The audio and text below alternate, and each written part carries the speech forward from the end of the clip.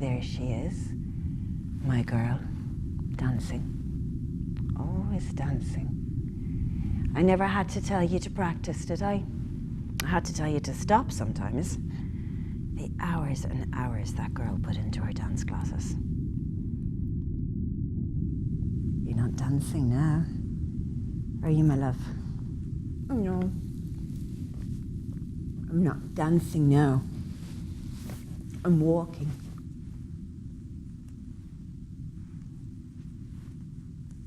Yes, you're walking. Come over here and we'll tell everyone your story. Good girl.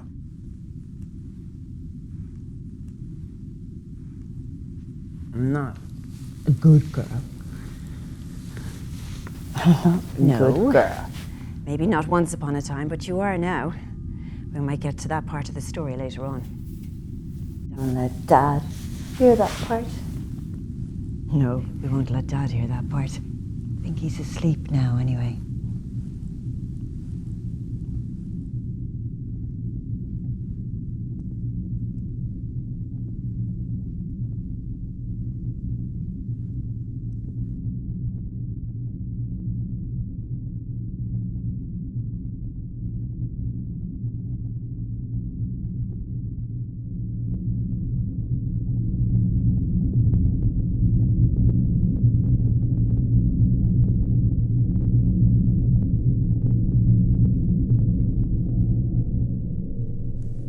My name is Martha.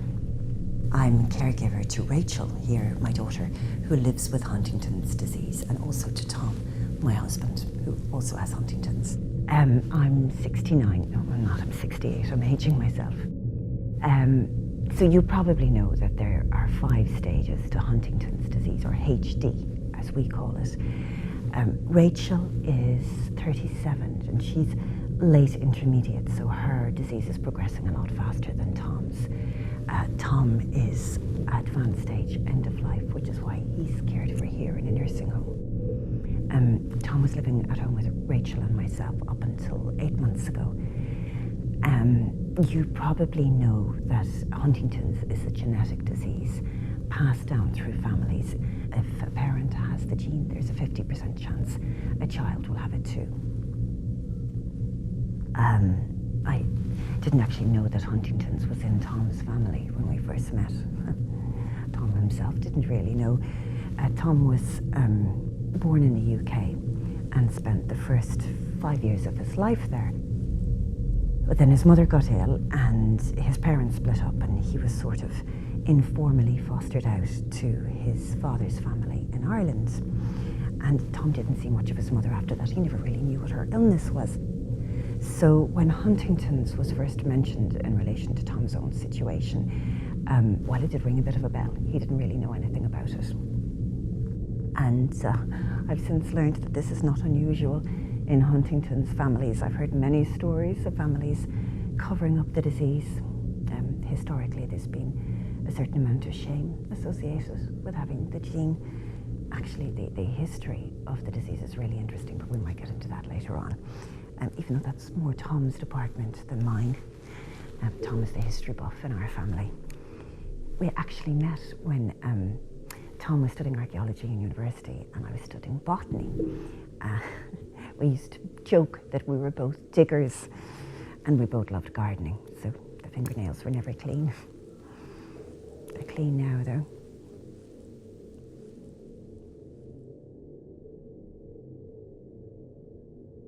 You're too busy with me. Yes, I'm too busy with you, haven't I, my love? I think Tom is just about to spill his drink.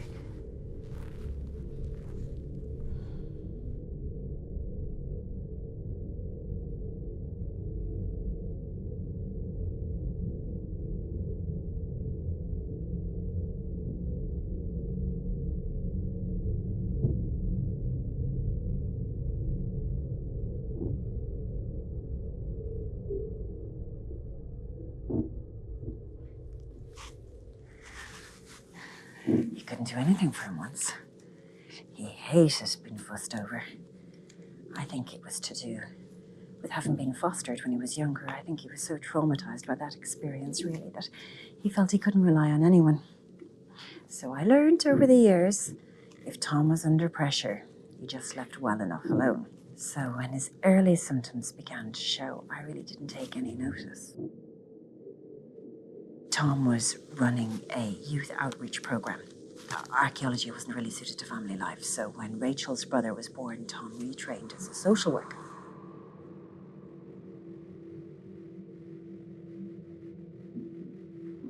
The program was oversubscribed and underfunded, and Tom was pretty stressed about it.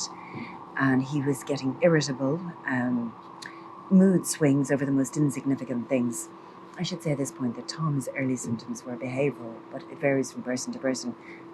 As a friend of ours in our HD support group likes to say, when you've met one person living with Huntington's, you've met one person living with Huntington's. It varies so much from person to person. Anyway, we were under a lot of pressure. The kids were in their teens, we were both working, we were trying to renovate this old house, and I thought the stress was down to the general pressures at work. It was only when he began to struggle at work that I started to take any notice. And then one day, an old and very lovely work colleague of his rang me up to ask if everything was okay. As she said that Tom had shouted at her and at some of the service users at work. Now, I couldn't believe this. The thought of Tom shouting at one of his clients was unbelievable. He was utterly devoted to those kids. They called him GG, gentle giant. So I rang him and I said I wanted to have a chat when he came home. He said sure, he'd be home. And he came home in the evening. I'll never forget it. It was May. The sun was streaming in through the door behind him, and I looked down and I saw that he was wearing his slippers. He had gone to work in his slippers.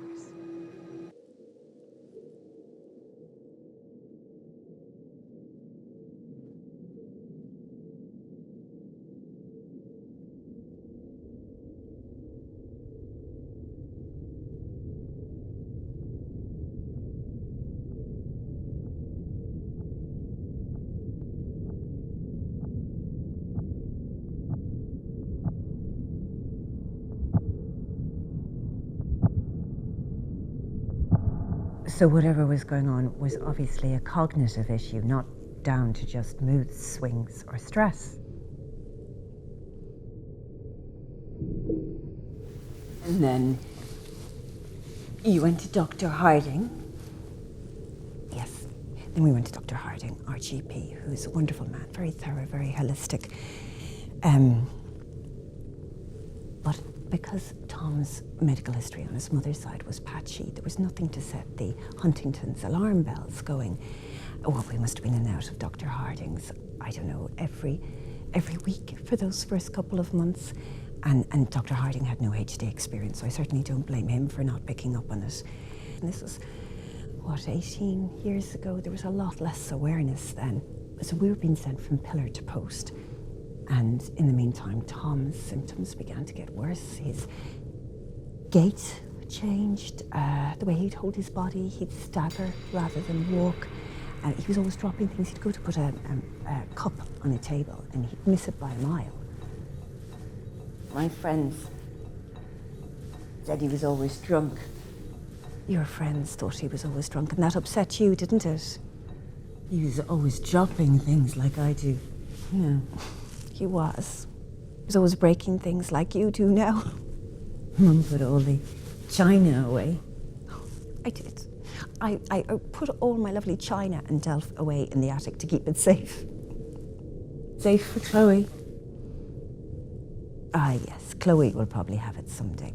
And Chloe is Rachel's daughter, my granddaughter. She's 20 now, isn't she, Rachel? She's 19? Yeah, that's what I meant. She's 19. She's nearly 20. She's 19. Yeah. She might get a bit stuck on this now. Rachel can get a bit obsessed with some things, numbers being one of them. obsessive compulsion can be a factor with HD sufferers. Tom is the same. Tom, he would wash his hands 20, 30 times a day. He became really fastidious about hygiene. This is the man I mentioned earlier with the dirty fingernails. She's 19. 19, yes. You're probably doing the maths. Rachel had Chloe when she was very young. 17. Don't want to set her off. So while Tom's symptoms were getting worse, Rachel was going off the rails a little bit. I was being bullied in school. You were. And I wasn't there for you, was I? I was too busy with Dad. And I wasn't a great mum back then, was I? I've learned to be. Had to learn. And then you started hanging out with the kids that were bullying you. And then you started drinking and other things.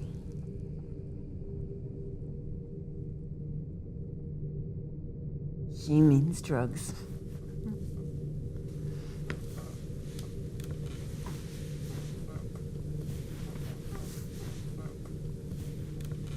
And then I ran away with my boyfriend because I didn't want to be at home seeing what was happening to Dad and to think it might happen to me someday.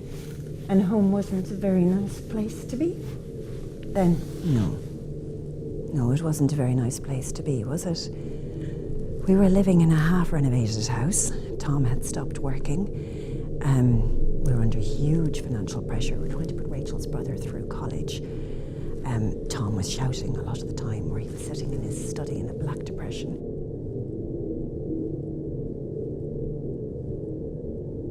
You were shouting? Yes, I probably was. I really wasn't in a good place. And then you rang me one day, out of the blue, and told me you were pregnant. Surprise! And then my boyfriend, who turned out to be a bit of a shit, left me, so we came home. But we made it work, didn't we? And Dad loved Chloe. Not when she was crying. Oh yes, he found the crying very upsetting. But you remember in the evenings when he'd lie back in his armchair and you'd put Chloe on his chest and she'd grab hold of his beard with one hand and fall asleep. He loved that. You couldn't do that now. You could not do that now. She's 5'10" now. 19. And then by that time, I was at home looking after Tom. And then I minded Chloe when you got a job, part-time.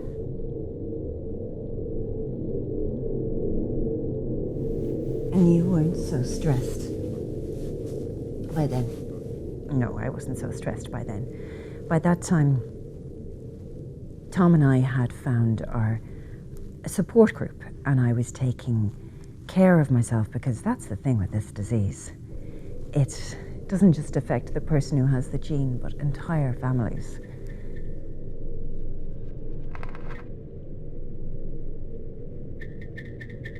You have no idea what's coming down the road for you, but the one thing you do know is that it won't be good. I mean, look at us. Rachel and Tom have HD. Rachel's brother doesn't want to be tested, but his wife is expecting their first child. That child could have it. Chloe could have it. It's a slow train wreck.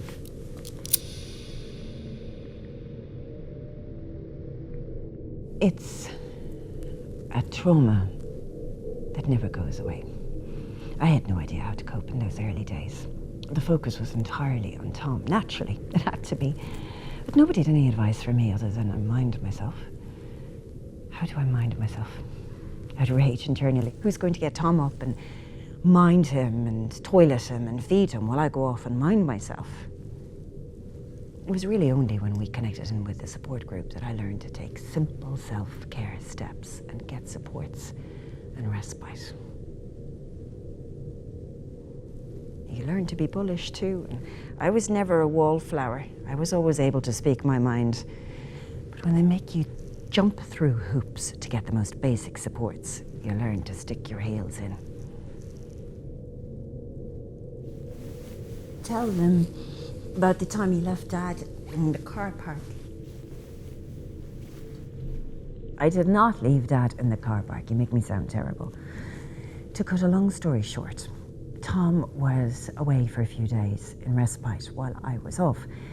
And Chloe had a bad fall and she suffered concussion. She was in hospital. Rachel was panicking. I was in pieces. And I begged them. I absolutely begged them to keep Tom for an extra night. And they said no. So I was pushing him out to the car and I don't know what came over me, but I just couldn't take it anymore. I got into the car, drove around the corner, leaving Tom there, and watched until one of the staff came out and took him inside. And then I went off to the hospital. Once I knew that Chloe was okay, I came back. Terrible woman. I am a terrible woman. Ah, lovely tea. Rachel, would you like some tea? No? Well, I'm parched. Oh, lovely, we have a milkshake. Tom can only have thicker liquids at this point. And it's full of lovely calories, which you need.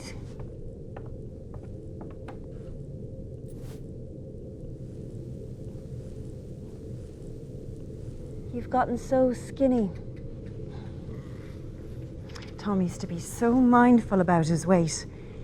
Now I'm the one carrying the extra weight. Will we get you up?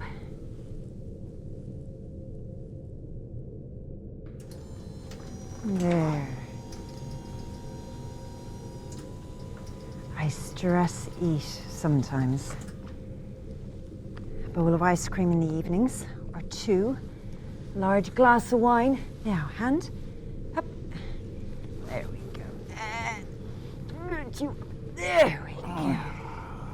Well done. Get your glasses on. Now, my love. Glasses. We joke about it in the support group. Some of us stress eat, and some of us are worn thin from stress. I didn't even want to go to a support group in the beginning. Tom was the one that was keen. I thought, oh God, I've got enough on my own plate. I don't want to hear anybody else's sob story. And there are some sad moments. Some very sad moments. There's a lot of laughter. A lot of laughter. And a lot of biscuits. Nobody in the medical world pointed us in the direction of a support group. I don't think it was standard then, but it is now, which is wonderful. Because if you're lucky, you'll walk into a room full of HD patients and their families, and a chink of light will open up in the darkness.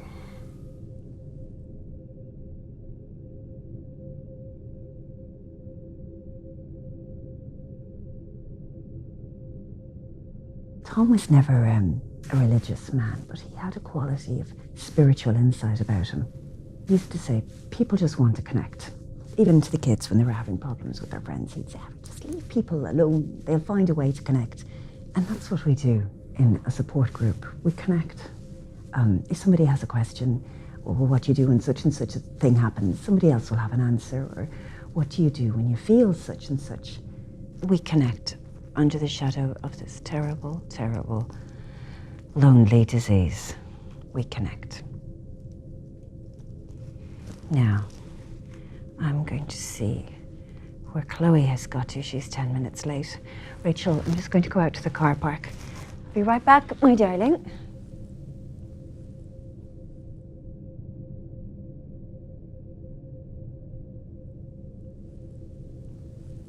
She talks a lot. I'm going to have a biscuit.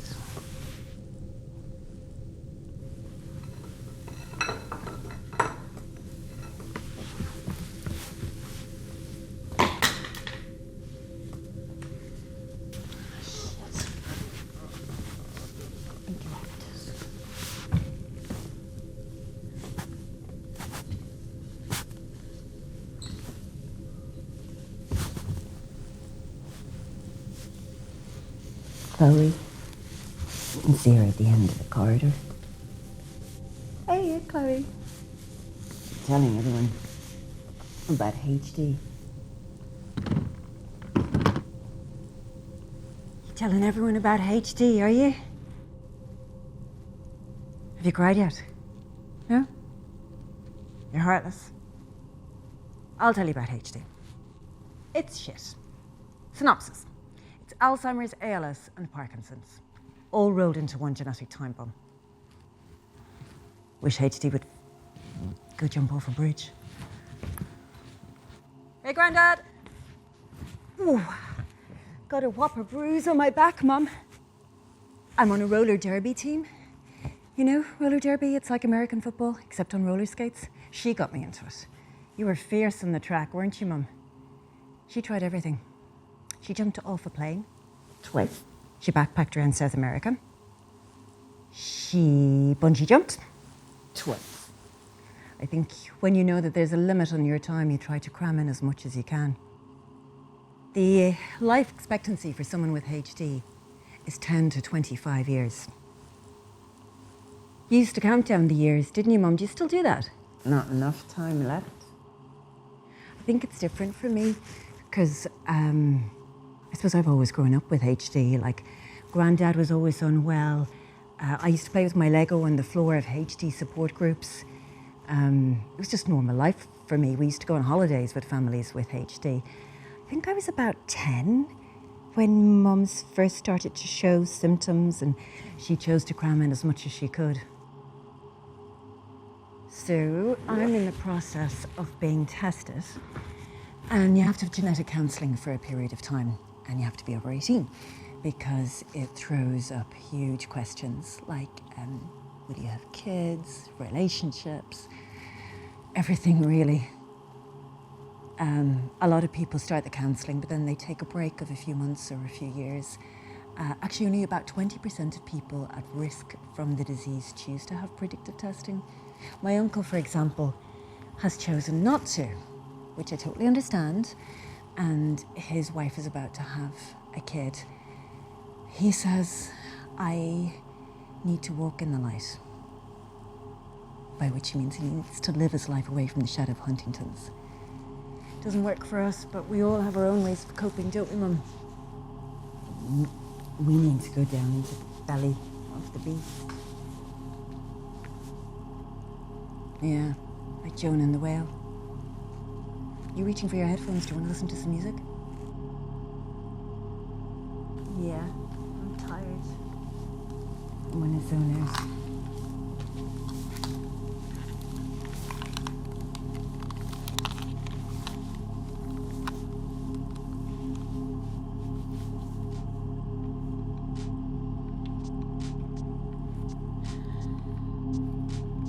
Is he still asleep?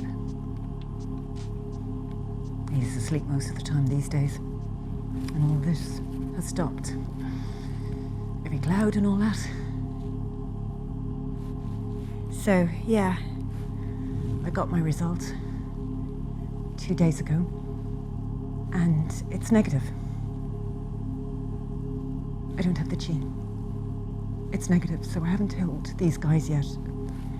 Still haven't taken it in. And I'm weirdly disappointed. I mean, it's great for us, obviously, because I can look after my mum when she gets worse and hopefully give Nana a relaxing old age, but I think it feels like it's not fair. Yeah, that's what it is. Doesn't feel fair. Fucking HD. Doesn't leave anyone alone. Right, there's Nana. Hey, Nana.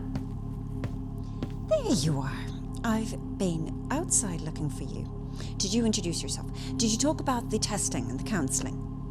Good, because we need to wrap up. Did you talk about the history? She loves this bit. I do. It's the only bit of Huntington's I love. Very briefly, we've kept you long enough.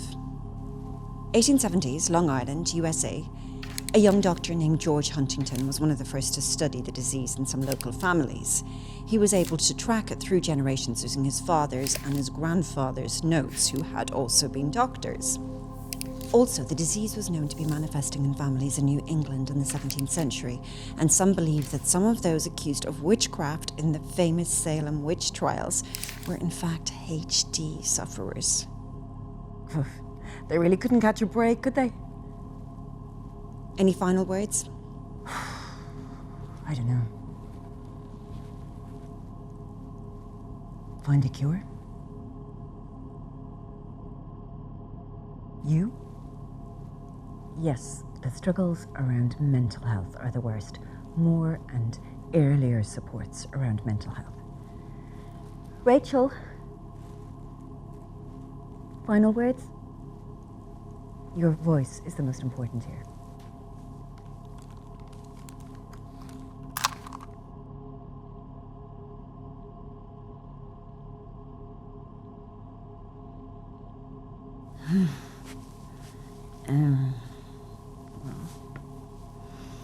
Someday, I'll be just like my dad. And remember the little girl dancing in the picture?